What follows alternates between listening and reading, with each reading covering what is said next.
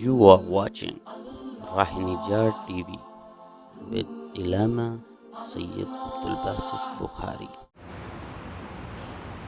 اعوذ باللہ من الشیطان الرجیم بسم اللہ الرحمن الرحیم صلو علی الحبیب اللہم صلی علی سیدنا و مولانا محمد وبارک وسلم وصلی علیہ۔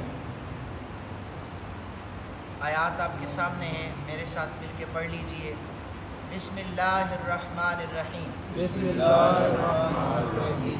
یا بنی اسرائیل اذکروا یا بنی اسرائیل اذکروا نعمتی التی نعمتی التی انعمت انعمت علیکم علیکم وانی وانی فضلتکم فضلتکم علی العالمین علی العالمین واتقوا واتقوا یوما لا یوما لا تجزی تجزی نفس نفس عن نفس عن نفس شیئا ولا شیئا ولا يقبل يقبل منها منها عدل ولا عدل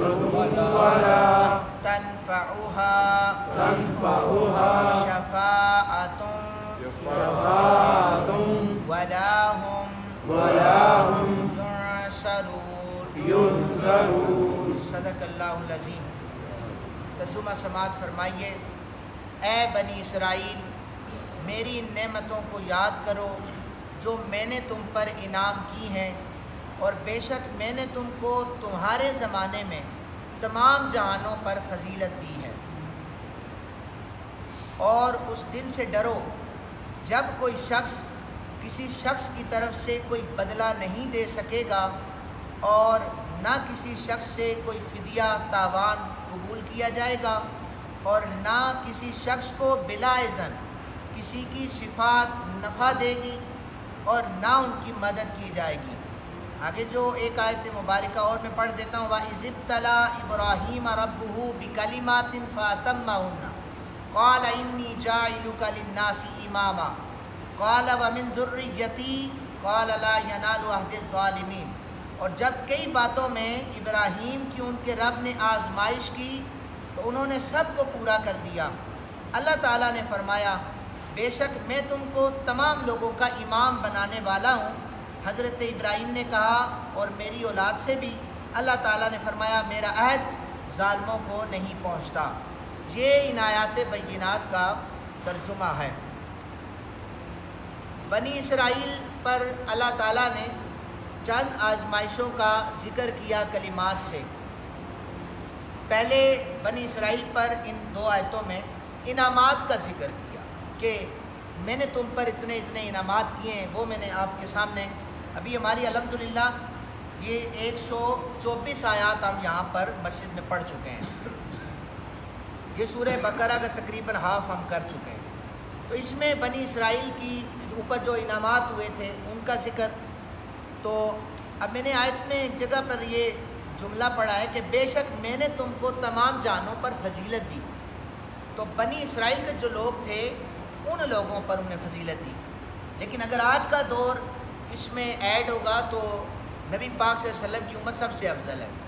لیکن ان یہودیوں سے خطاب ہے کہ تمہیں تمہارے دور کے تمام جہانوں سے زیادہ فضیلت عطا کی گئی، تمہیں انعامات دیے گئے۔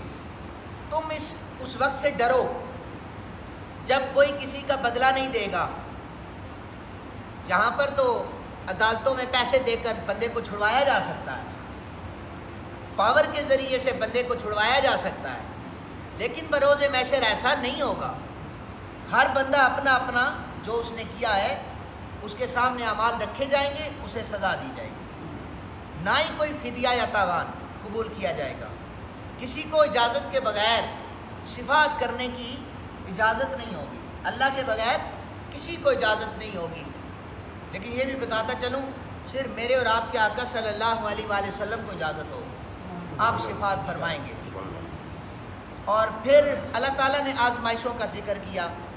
حضرت جو ابراہیم علیہ السلام ہے یہ نبی پاک صلی اللہ علیہ وسلم کے دادا جان ہیں، یہ جد الانبیاء ہیں، نبی پاک صلی اللہ علیہ وسلم کے دادا جان ہیں۔ تمام دین جتنے ادیان ہیں اور مذاہب ہیں وہ حضرت ابراہیم خلیل اللہ کی فضیلت کے قائل ہیں، حضرت ابراہیم کو مانتے ہیں، اس کا اعتراف بھی کرتے ہیں۔ اور اس کے بعد حضرت ابراہیم علیہ السلام چونکہ خدام حرم تھے، حرم پاک کے پہلے خادم، اور یہود و نصارہ اس بات کا اعتراف کرتے تھے اور فخر کرتے تھے کہ ہم حضرت ابراہیم کی اولاد سے ہیں۔ یہود و نصارہ کہتے تھے ہم حضرت ابراہیم کی اولاد سے ہیں۔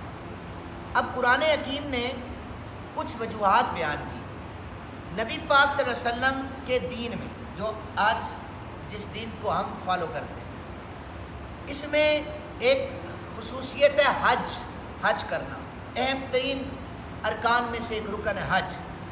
اللہ تعالیٰ نے فرمایا کہ بیت اللہ کا حج جو ہے یہ حضرت ابراہیم کی یادگار ہے، اور اس کا داعی یعنی حضرت ابراہیم کے دین میں حج جو ان کی یادگار ہے اس پر عمل کرنے والے صرف مسلمان ہیں، صرف حضور کی امت ہے۔ اس لیے جو حضرت ابراہیم کو مانتا ہے اس پر لازم ہے وہ اسلام کو بھی مانے، کہ اگر وہ کہتے ہیں نا ابراہیم ہمارے والد ہیں تو ہم تو حضرت ابراہیم کی سنت پر عمل کرتے ہوئے حج کر رہے ہیں، تو اگر حضرت ابراہیم کو مانتے ہو تو حج کو مانو، حج کو مانو تو ڈیفینیٹلی آپ کو رسول پاک صلی اللہ علیہ وسلم کا کلمہ پڑھنا ہوگا۔ انہوں نے انکار کر دیا۔ کعبہ کو اللہ تعالیٰ نے جب قبلہ بنایا، یہودیوں نے بڑا مائنڈ کیا اس بات پر کہ یہ غلط ہو گیا ہے، قبلہ چینج کیوں ہوا ہے۔ اللہ تعالیٰ نے اس پر حجت قائم کرتے ہوئے فرمایا تم ابراہیم کو مانتے ہو؟ یہود و نصارہ کہنے لگے ہم تو حضرت ابراہیم کو مانتے ہیں، ہم ان کی اولاد سے ہیں۔ فرمایا تو تمہیں ناراض ہونے کے بجائے خوش ہونا چاہیے، کیونکہ جو ہم نے ابراہیم کے لیے قبلہ بنایا تھا وہ کعبۃ اللہ ہی تھا، یہ پہلے کعبۃ اللہ ہی تھا، لہٰذا ہم نے تو اسی کو پلٹ کر واپس بنایا ہے۔ تمہیں خوش ہونا چاہیے، جو تمہارے باپ کا قبلہ تھا ہم نے محمد رسول اللہ صلی اللہ علیہ وسلم کے لیے بنا دیا ہے۔ انکار کر دیا انہوں نے ماننے سے۔ حضرت ابراہیم کی کچھ کلمات سے آزمائش کی گئی، اس کا تعلق بدن کی صفائی پاکیزگی سے تھا، طہارت سے تھا، اور وہ طہارت سے دین مصطفیٰ کریم صلی اللہ علیہ وسلم میں رکھی گئی کہ وضو کرتے ہوئے یا اس طرح زیر ناف بال ہیں، بغلوں کے بال ہیں، یہ چیزیں حضرت ابراہیم کی دین میں تھی۔ فرمایا یہ ہم رسول اللہ صلی اللہ علیہ وسلم کے دین میں بھی رکھ رہے ہیں، تم اس سے بھاگتے کیوں ہو؟ یہ تو تمہارے باپ حضرت ابراہیم کے دین میں تھے۔ حضرت ابراہیم نے سورج، چاند، ستاروں کی خدائی کا انکار کر دیا، بت پرستی کا رد کیا۔ آپ نے سنا ہے قرآن حکیم میں ہے حضرت ابراہیم علیہ السلام نے سارے بتوں کو توڑ دیا، ایک بت کے ساتھ کلاڑا رکھ دیا۔ جب وہ یہودی واپس آئے تو کہنے لگے بتوں کو کس نے توڑا؟ آپ نے فرمایا جس بت کے ساتھ کلاڑا پڑا ہے اسی سے پوچھو، تمہارا خدا ہے یہ تمہیں بتائے گا۔ انہوں نے کہا یہ تو بول ہی نہیں سکتا۔ فرمایا تمہارا خدا کیسا ہے جو بول نہیں سکتا؟ تو حضرت ابراہیم جو بتوں کو توڑ رہے تھے، تو نبی پاک صلی اللہ علیہ وسلم کے یہودی جو بتوں کی پوجا کر رہے تھے، فرمایا دیکھو تم حضرت ابراہیم کو مانتے ہو نا، انہوں نے تو بت توڑے تھے، تم مان کے بیٹھے ہو، لیکن انہوں نے پھر بھی نہیں مانا۔ حضرت ابراہیم نے اللہ کے حکم سے اپنے بیٹے کو ذبح کیا، ذبح کرنے لگے، اللہ تعالیٰ نے بیٹے کی جگہ مینڈے کو وہاں پر ذبح کروا دیا۔ تاریخ اسلام ساری اٹھائیں، اس سنت کو کوئی بھی دین اس پر عمل نہیں کرتا، صرف اور صرف رسول اللہ صلی اللہ علیہ وسلم کا دین عمل کر رہا ہے۔ حضرت زید بن ارقم کہتے ہیں ہم نے رسالت مآب صلی اللہ علیہ وسلم سے پوچھا یہ قربانیاں کیا ہیں؟ حضرت محمد مصطفیٰ کریم صلی اللہ علیہ وآلہ وسلم نے جواب دیا یہ ہمارے باپ جناب ابراہیم کی سنت ہے۔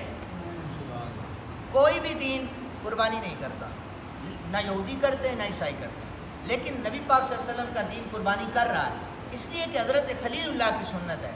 گویا یہ 4-5 باتیں اس لیے بیان کی کہ لوگوں تمہیں ہم بتانا یہ چاہتے ہیں، تمہارے ایک چیز سامنے رکھی، ایک دلائل قرآن نے دیے کہ تم ابراہیم کو باپ مانتے ہو تو میٹھا میٹھا ہپ کوڑا کوڑا تھو، ابراہیم نے قربانی کی تم نہیں کرتے، ابراہیم کا کعبہ تھا تم نہیں مانتے، اور ابراہیم بتوں کی پوجا نہیں کرتے تم کرتے ہو۔